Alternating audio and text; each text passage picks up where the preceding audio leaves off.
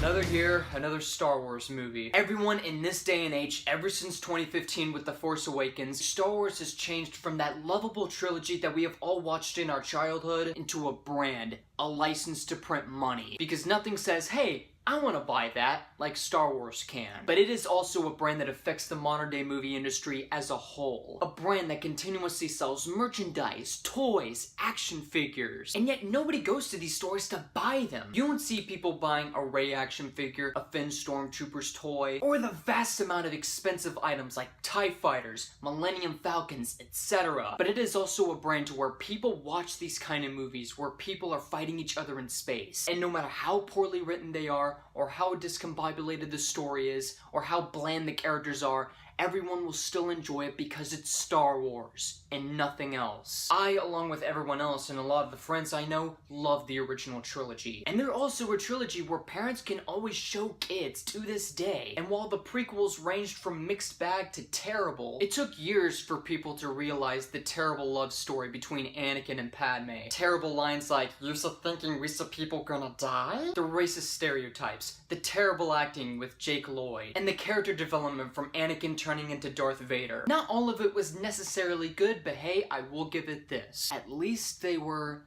what's the word I'm looking for? Original. Now we are here with the new kind of movies, or should I call them the sequels, that at first we saw The Force Awakens and we were like, oh my god, this is really cool, until we realized that the movie didn't hold up on repeated viewings and it was just ripping off A New Hope. And then everyone saw The Last Jedi. And you know how that story went. But what's really odd to me is that ever since the sequels, Disney has decided to create special little prequels for the Star Wars movies. Like, for example, Disney released Rogue One: A Star Wars Story, but it's a movie that exists to only answer one question. How did a ragtag group of rebels steal the Death Star plans and deliver it to Princess Leia along with the other members of the Rebel Alliance? And now another movie has come into the fray by the name of Solo, a Star Wars movie that only also exists to answer the question, who was Han Solo? Because apparently we really wanted those questions to be answered, right? No. So, like a lot of people who hated The Last Jedi, I came into this movie with little expectations. One of those examples was me encountering the righteous dumpster fire that was The Last Jedi. And the other example, of course, was the fact that this movie had so many multitudinous production problems. We had Lord and Miller, who directed the Lego movie, wanted to do a Han Solo-style comedy. Then eventually Disney fired those guys and then decided to get Ron Howard into the director's chair. A guy who was known for doing Apollo 13 and In the Heart of the Sea. You also had a whole lot of rumors on the internet saying that Alden Ehrenreich couldn't act, that he needed an acting coach. Lando's now a pansexual. What is going on? But the only question that really stuck in our minds when it comes to this movie was, is it gonna be good? Is it gonna be bad? Well, as a matter of fact, I have come here to this day to provide you with that answer. So here's what I would say after watching the movie. Is the movie terrible? No, not at all. Is the movie a masterpiece? Or is it good? No, not at all. Is it a mediocre movie? Yes, it is. I mean, at best, it's just well above average. Is it really as mediocre as I'm saying it is? Well, let's talk about it. So what the movie really is about is that it stars Alden Ehrenreich as Han Solo, the new one, being a part of groups just for the sake of survival. As a matter of fact, one of those groups that he's trying to be a part of is being led by Woody Harrelson, who was working for a very secretive space mobster organization known as Crimson Dawn, being led by the main mobster, played by Paul Bettany. After his group failed the mission to deliver a special piece of cargo, the group is given one more shot to deliver that special piece of cargo within a specific time limit. Now, to start off this review right off the bat, the plot really isn't anything to write home about. One of the major flaws that the Star Wars movies have nowadays is their lack of originality with their storytelling. Episode 7 just basically being Episode 4, Episode 8 clearly stealing stuff from Episode 5 and Episode 6, and now what we have in Solo, a Star Wars movie, is your basic heist movie, except with Star Wars slapped on the top of it. There are a whole lot of elements in this movie that you have seen from every other heist movie, which is why this film is riddled with so many archetypes and heist film cliches. You would have the femme fatale, you would have the best friend turned traitor, you would have the villain who isn't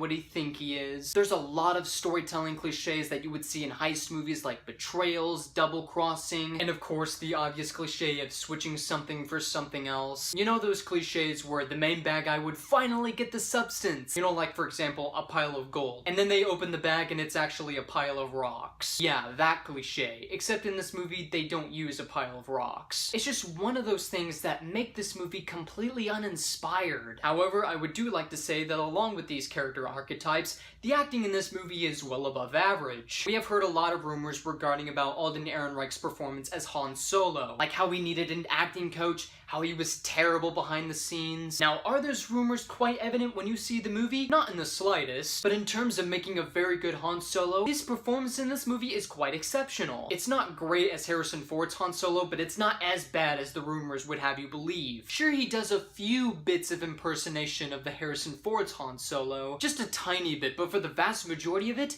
he really does make Han Solo his own. He does have the cockiness and swashbuckling, adventurous behavior that his character would have, and for what it's worth, I think he does a fine job at it. But what the script doesn't do a fine job at is explaining who Han Solo is. Like, for example, do we really need to know how he got his name? Do you remember that scene towards the end of The Dark Knight Rises, how Joseph Gordon-Levitt's character was actually nicknamed Robin? Yeah, it's a moment quite similar to this. I won't tell you what it is, but it's one of those elements where it's like, give me a break. Seriously? That's how he got his name? You also have performances like Donald Glover as Lando Calrissian. A lot similar to Alden Ehrenreich's performance as Han Solo, Donald Glover as Lando Calrissian doesn't exactly make an exact impersonation of Billy D. Williams as Lando Calrissian. For what it's worth, he does a very exceptional and at least a good job at it. He still does have, as Michael Jackson would put it, a smooth criminal type of attitude, being completely charming while also being a complete intellectual. And speaking of characters, you would see a wide range of development throughout the majority of the film, specifically with the dynamic duo of Han and Chewie. Their chemistry in this movie is so well defined to the point to where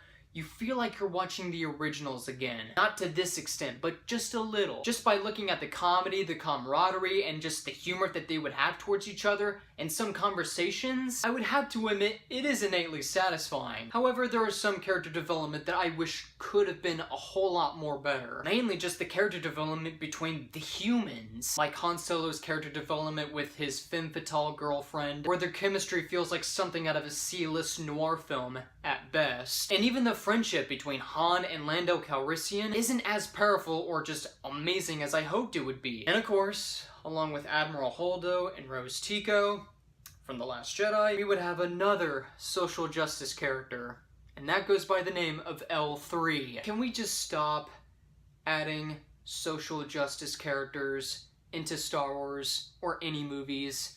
Please. This character is not only annoying because of how she talks and the humor that she gives is just unfunny, but it's also because of the fact that this robot is just trying to be an empowering authority figure and constantly demands equal rights among women. I mean, robots. And of course, one of the biggest scenes of the movie has to do with her. However, it wasn't a scene as remotely as insulting as the Canto Bight scene in The Last Jedi, but the point still stands. And are there some enjoyable action scenes in there?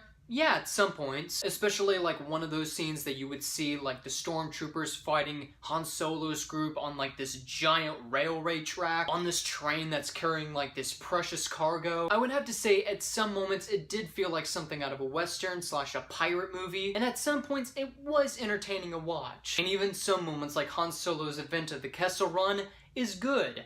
At points. At some points it feels thrilling and exciting, at some points it just feels cheesy and predictable. And for what it's worth, the visual effects look definitely good. Just the production designs of the environments, the hideouts of any secret location in any planet, they look definitely good. However, there are some that don't look good at all. In this movie, basically around the beginning portion, there is this creature that comes up, and the entire thing about it is that this creature is entirely a puppet, and it doesn't really look as interesting or remotely as realistic in the slightest, just by looking at the movement of the creature, and just the mouth synchronicity being completely off of the voiceover being said. And what's worse is that it switches from puppet back to CG and back to puppet again, and it's just like one of those situations where you're like, Disney, solo a Star Wars story, pick a freaking lane. However, one can't finish this entire review without having to state the elephant in the room. I'm talking about the sort of Easter eggs and special appearances in the film. Now, the callbacks and the Easter eggs in this movie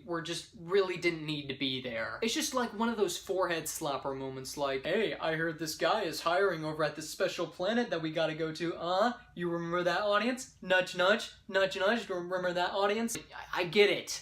I get it. However, there's this one special appearance of a certain character that you've seen in all of the Star Wars movies, well, only one. And it was one of those cameos or appearances that raised a whole lot of questions for the foreseeable future. It's like, if this person is still alive, wouldn't those things be around? Wouldn't these characters not even be born? Is trade negotiations still a thing? I don't know what it is, but I can certainly tell you this. I'm not gonna read a book to find it out. Overall, guys, Solo: A Star Wars Story is what it is. It's your basic run-of-the-mill heist movie that you're gonna completely forget about in 5 years' time, or 3 years at best. While you do have above average performances, some unique characters with good chemistry, very cool action set pieces, and very beautiful production design and visual effects, the plot isn't really something that you're gonna care about. The characters are basically one note and predictable. There are heist film cliches that completely saturate the film's plot, and the callbacks to the original are not only unnecessary, but they bring up a whole lot of questions in one huge plot hole. So with that being said, I would have to give Solo: A Star Wars Story a 2.5 out of 5. If you want to watch a movie just because it's Star Wars, by all means, but if anything else, I suggest not wasting your time with it. If I were you, I would wait for Incredibles 2 to come out. Or Jurassic World 2. That is where things are gonna get interesting. Alright guys, that is my review of Solo: A Star Wars Story. Comment below, let me know what you thought about the movie. Follow me on Facebook, Twitter, and Google+. And also, if you want to see more reviews like this, be sure to subscribe for more. My name is Nukem, and you, my friends, have been blown away.